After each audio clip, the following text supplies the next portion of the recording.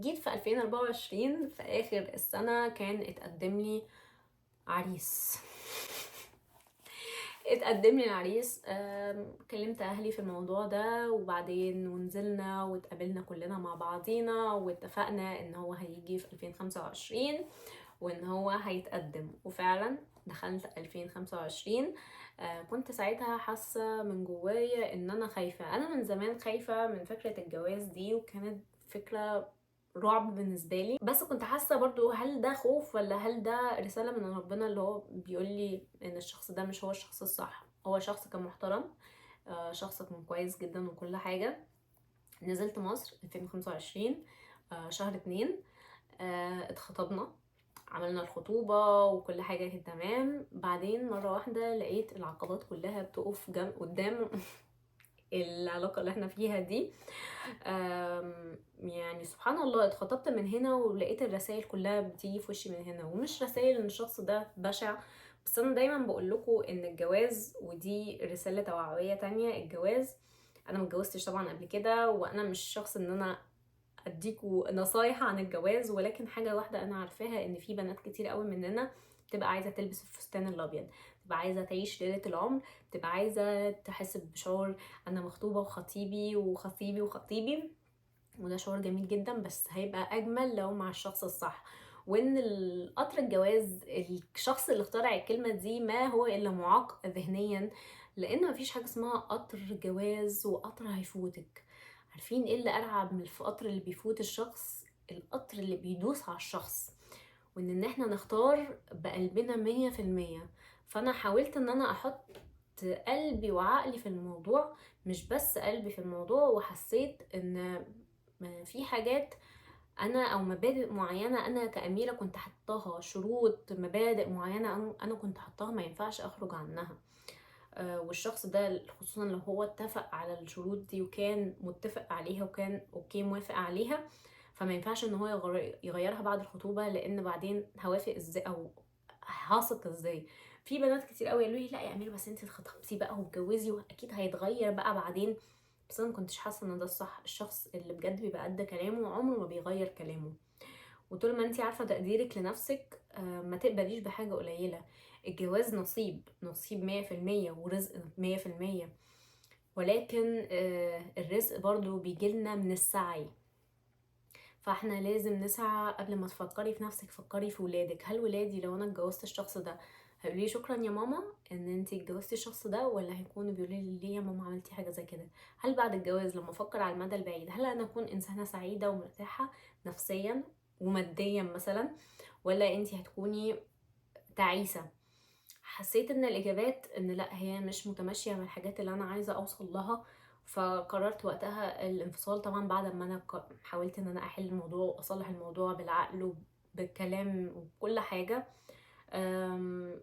فكرة ان انا بس كنا هننفصل، وانا كنت ساعتها في السمستر الاول في سنة 2025 اللي هو السنة اللي فاتت، اثرت فيا جدا نفسيا.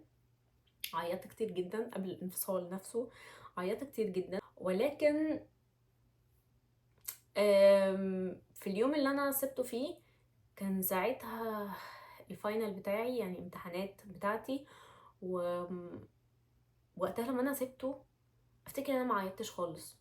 قعدت شهور ما عيطتش. وقلت لاختي انا مستغربه جدا، هو انا ليه ما عيطتش خالص ومش حاسه باي حاجه؟ قالت لي عشان انتي اوريدي سبتيه مع قلبك ومع نفسك قبل ما تسيبيه في الواقع. فانا عيطت كتير وطلعت كل العياط اوريدي قبل ما نسيب بعض. نزلت الامتحانات وانا الموضوع كان صعب وتقيل جدا على قلبي، بس انا زي ما قلت لكم انا قصرت كتير في 2024 بسبب العمليه، بسبب الشغل، بسبب واحد اتنين تلاته. وما كنتش عايزه اقصر اكتر من كده، كنت عايزه ارجع تاني، وكنت عايزه اكون قويه تاني. وكنت باخد بالي من دراستي. وقررت ان انا لا، حتى لو انا لسه احنا سايبين بعض وانا بعيط، هتذاكري وانتي بتعيطي، هتنزلي الامتحان وانتي بتعيطي، هتعملي كل حاجه وانتي بتعيطي، مش هتخلي مشاعرك هي اللي تتحكم فيكي. نزلت فعلا، امتحنت، ربنا كبير. جبت تقدير عالي. بعدين جت الاجازه. حسيت بقى ان انا رجعت للواقع. الموضوع كان صعب شويه عليا. كنت حاسه ان انا، هو انا ايه ده؟ ايه الشعور الغريب ده؟ مش هقدر طبعا احكي لكم تفاصيل ليه سيبنا بعض او كده، بحس ان دي حاجه مش عارفه يعني اتحرج ان انا اقول حاجه زي كده.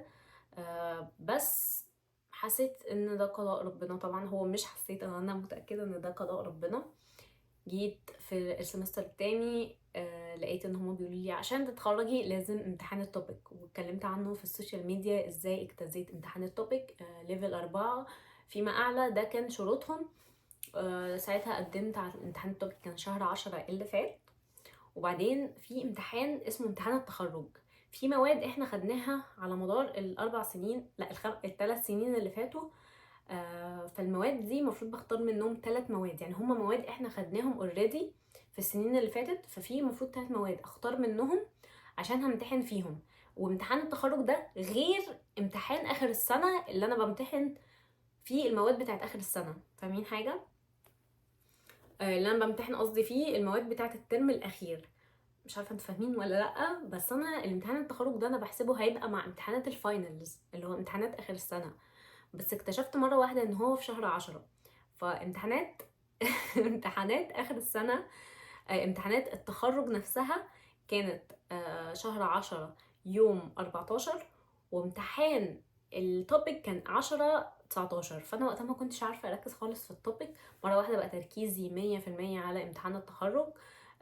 وقتها حصل دروب باية كده، عيطت في الشارع قد كده قبل امتحان التخرج. وامتحان التخرج هما 3 مواد، ال3 مواد في نفس يعني كل مادة نص ساعة، متخيلين؟ ومفيش بريك ما بينهم، ساعة ونص لمدة ساعة ونص. أنا بمتحن 3 مواد كل مادة نص ساعة، فلازم أكتب بسرعة جدا بتركيز جدا إن أنا أخلص المادة دي، دماغي تروح للمادة دي، مفيش مراجعة. فامتحنت الامتحان وبعدها كنت قاعدة أحاول إن أنا أحل امتحانات ليها علاقة بالتوبيك. دخلت الامتحان الحمد لله، اكتست ليفل 4. كانت سعادتي بقى كبيرة، حسيت الحمد لله ربنا أكرمني الحمد لله، إن فعلا وقت الظروف الصعبة اللي أنا كنت بمر بيها، بس ستيل أنا كنت متمسكة جدا بفكرة إن أنا مش هخلي مشاعري هي اللي تقودني، أنا اللي هقود مشاعري وأنا اللي هقود حياتي. أنا اللي هكون واخدة الكنترول عليها. وهعيط، هتقومي تذاكري وانتي بتعيطي دلوقتي حالا، لان مفيش وقت خلاص ان احنا نضيع الدرجات بتاعتنا. واخر ترم بالنسبه لي كنت برضو ركزت فيه الحمد لله. اتخرجت الحمد لله بمعدل كويس، او لسه ما اتخرجتش لان التخرج بتاعي حفله التخرج نفسها لسه مش دلوقتي. وسبحان الله في سعي مني بقى بيحصل، في رزق الحمد لله بقى بيجيلي، في حاجات صغيره ما حكيتهاش كتير، بس انا الحمد لله اخدت اكتر من 20 شهاده اعمال التطوع، في الميداليات، في ان انا احسن مثلا شخص اللي جمع او قرب الثقافة ما بين الثقافة المصرية والثقافة الكورية، ان انا كنت برضو احسن شخص بيروج للثقافة الكورية. كل الحاجات دي برضو ادت حاجة ليا. نزلت كذا مرة ترجمة في ايفنتات كبيرة تبع البروفيسورز بتوعي، الدكاترة بتوعي. 2024 و 2025 كنت المانجر بتاعة كوريا دوت نت، اللي هي المقالات اللي بتتكتب عن كوريا باللغة العربية. أنا كنت المديرة عليها، أنا اللي كنت بشوف المقالات هل هي تتقبل هل هي تترفض. والشغل ده كان كويس، بس ما كانش احسن حاجه بالنسبه لي. طبعا كانت حاجه برضو ستيل هي بدوام جزئي. بقعد في كوريا اكتر كل ما بحس ان كوريا اضافت لي كتير جدا، بس مش متخيله ان هي ممكن تضيف لي اكتر. بس دلوقتي ان كوريا مش هي البلد اللي انا عايزه استقر فيها، ولكن اتعلمت كتير جدا من البلد دي. وباذن الله كل اللي فات خير، سواء وحش سواء صعب، سواء ايام كنت بنعيط بيها بالايام، سواء صحة اتدهورت تماما. ولكن اللي جاي من خير كتير جدا. السنة اللي فاتت انا اتخليت عن لبس كتير جدا اكتر. سبت شوية حاجات معينة، اتخليت عن ناس كتير جدا من صحابي. في اجازة قطعت مع الناس كلها، بقيت قاعدة مع نفسي عشان افلتر مين اللي انا عايزاه في حياتي ومين اللي انا مش عايزاه في حياتي. رميت كل الناس اللي ممكن تجيب لي وجع دماغ، اللي ممكن ينزلوني معاهم، ان ممكن يجيبوا لي طاقة سلبية، اللي ممكن طريقتهم في الكلام او طريقتهم في التفكير او طريقتهم في التعامل مش متماشية معايا. مش عشان انا بكرههم، بس عشان انا عايزة لما يكون بتعامل مع ناس او ناس بعملها كاصدقاء مقربين، ان دول يكونوا اصدقاء بجد هاي كواليتي، كواليتي تكون عالية. زي ما انتوا بتحطوا effort وطاقة في العلاقات اللي هي مثلا خطوبة حب ومش عارفة ايه، برضو لازم تحطوا effort في علاقاتكم مع اهاليكم، مع ربنا، مع اصدقائنا وهكذا. فحسيت ان انا الاهتمام والطاقة اللي عايزة تطلع مني لازم تطلع للشخص الصح. فعشان كده بقيت اختيارية جدا، بقيت انتقائية جدا. ناس ممكن الفترة اللي فاتت تشوف ايه ده، أميرة ليه شالتنا من عندها على السوشيال ميديا، أميرة ليه عملت 1 2 3، أميرة ليه. أميرة دلوقتي غير أميرة بتاعت زمان. أميرة بتاعت زمان اللي هي بتحاول ترضي جميع الأطراف، بتبقى خايفة من الانتقاد، بتبقى عايزة تيجي على نفسها عشان 1 2 3. أميرة دلوقتي مش كده خالص.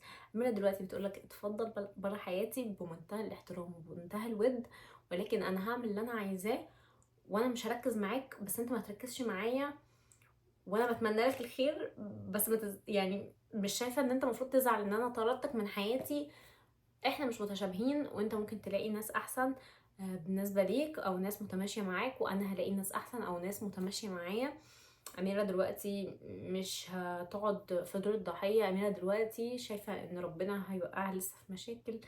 انا مش عايزه ان انا اكون بستنى المشاكل، بس قصدي يعني ان الحقيقه كلها نازل وطالع، والحمد لله الحمد لله الحمد لله.